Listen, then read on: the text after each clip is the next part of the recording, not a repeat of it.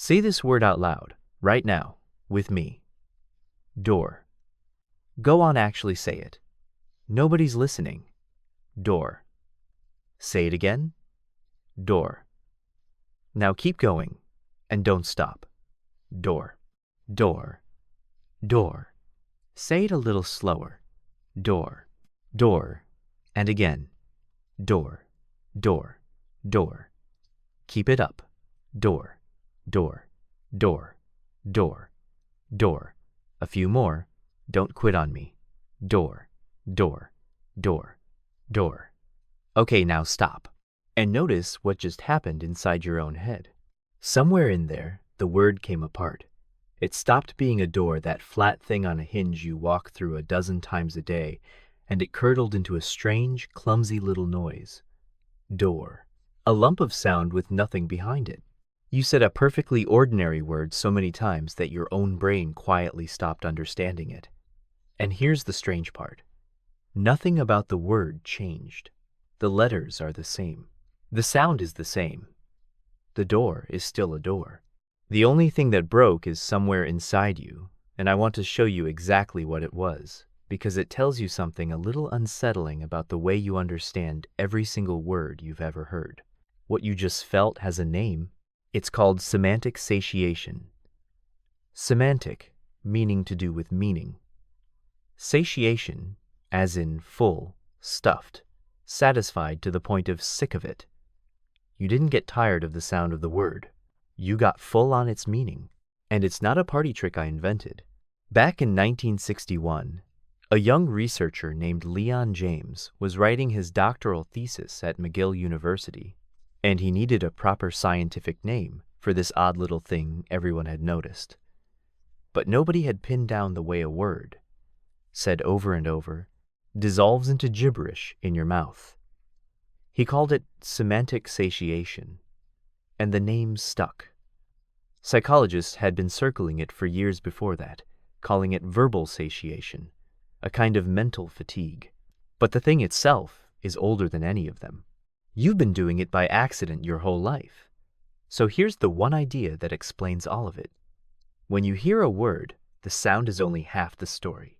The word door arrives in your ears as pure noise, and then, in a flash you never notice, your brain lights up a whole pattern of cells that together mean door.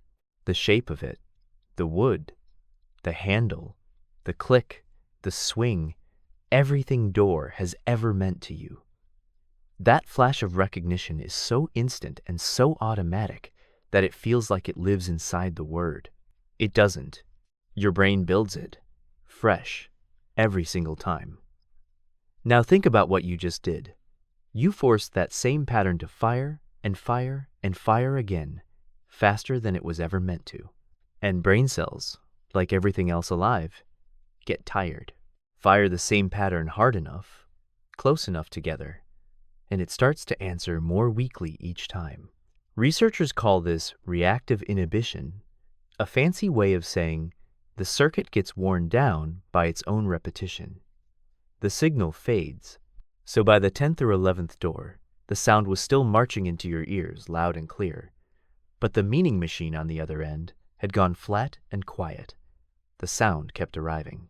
The sense stopped answering, and for a few strange seconds, the two came apart, and you were left holding something you almost never get to hold, a familiar word as pure, raw sound, with all the meaning drained out of it.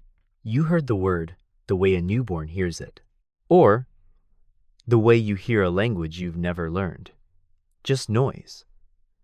And this is the part that I think actually matters, the part that should change how you think about your own mind a little. You've always assumed that meaning is a property of words. That door means door the way a rock is heavy, just a fact baked into the thing. But it isn't. Meaning isn't in the word at all. It's a service your brain performs for you, live, on demand, thousands of times a minute, so smoothly and so silently that you've never once caught it working.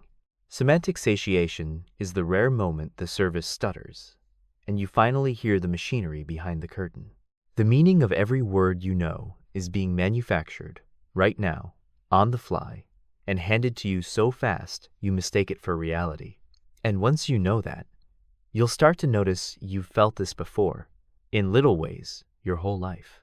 You stare at a word you've written 100 times your own name, even and suddenly it looks wrong, misspelled, foreign, like the letters were arranged by a stranger.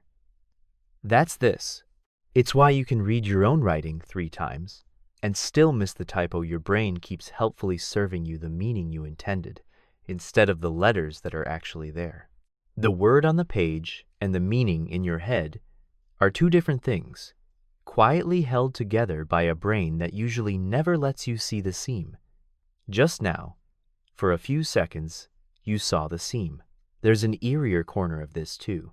You know déjà vu, that ghostly feeling that something brand new has happened before.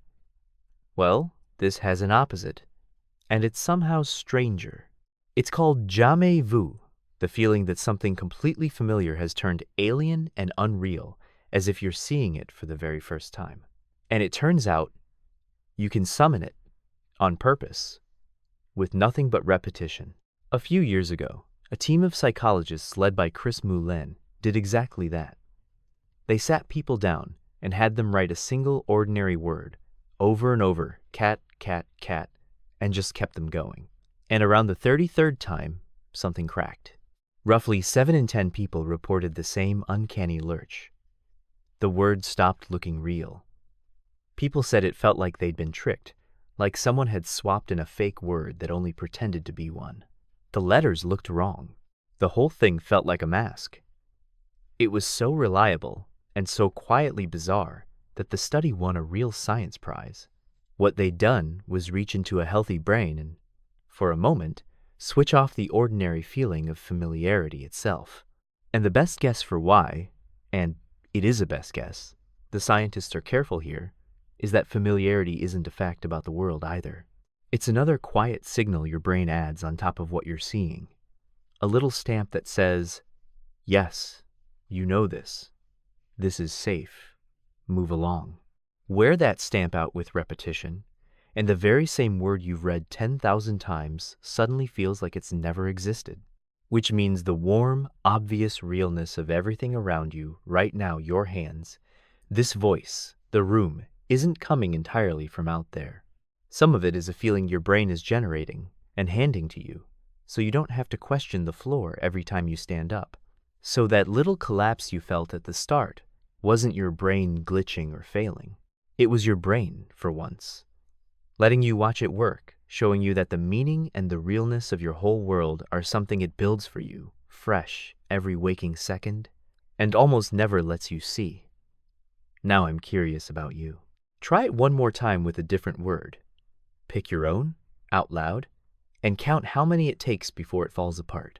Then tell me down in the comments. Which word did you use? And how many times before it turned to nonsense? Some words die innate. Some hang on forever. I want to know yours. And if you felt that little crack open in your head today, and you want more of these quiet, strange things your own mind does behind your back, subscribe and stick around. There's a whole world of them, and every one of them is about you.